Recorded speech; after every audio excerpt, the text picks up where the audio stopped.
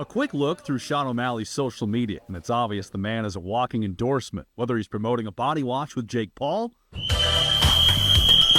throwing back his own signature Rise Fuel cotton candy energy drink, or making a special appearance at Arizona Cardinals football practice. Let's go. Let's go. The Sugar brand is strong. Organizations see dollar signs and line up to be associated with his success. But before Sean launched to stardom, what did his first sponsors see? Now, perhaps the first person to recognize his talent and marketability was Corey Smith, then the owner of mixed martial arts promotion 221 Industries. So me and a buddy drove to Missoula, and Sean's spinning back fist knocked this kid out in like 10 seconds. And I knew from that moment that as 221 was brand new, we were looking for that person to put us on the map, and I was like, that's that kid. After a few amateur fights for 221, Smith inked Sean to his first professional contract. It was on a Word document.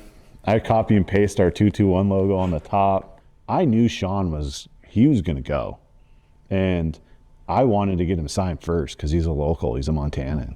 And so I remember the urgency kind of thing, because everyone knew. I mean, the fuse was lit with that kid. But Smith had help investing in Sean. When O'Malley initially moved to Arizona to train full-time, he needed help paying for living and training expenses. That's where people like Rich Hollis stepped in. Corey Smith hit me up and said, hey man, there's this kid down in Helena. He looks really good. Do you want to go watch? And I'm like, sure, yeah, let's go do it. So we went down, watched one of his fights, and I'd coached athletics for quite a long time. And when you know a good athlete, you can just kind of see it and tell. So I was like, yeah, Corey, I'm in. Let's start sponsoring the kid. Let's see what he can do. That was real important, I thought, for Sean to get down there and seeing what his potential was going to be. So I just helped him out as much as I could for as long as I could. And once he started to rise, he just took off. So O'Malley fought his first 5 professional fights for 221 Industries, but when he moved on to bigger promotions, he needed a bigger sponsor, and he didn't have to look further than his hometown to find one. Mike Ishak, then the general manager at Lithia Chrysler Dodge in Helena, had watched Sean's career with interest and reached out with an opportunity. He came in, we visited a little bit, and, he was barely scraping by down there. He was kind of the rugrat in the gym. And we visited a little bit, and we talked about some sponsorship stuff, and, I'm a big fan, and one thing led to another, and we gave him his first sponsorship, so.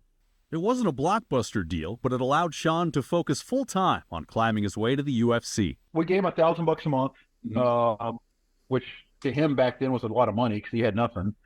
And for that $1,000 a month, he gave us, shout outs on Facebook and Instagram. And it was more or less just getting behind him than it was getting anything in return. And even when the deals ran their course and both parties moved on, Sean never forgot those who believed in him first. I had a burglary, unfortunately, and some friends of mine did a fundraiser. He came back up to the Sting, signed autographs for free, and this was all on his money. Nobody paid him to do any of this or anything.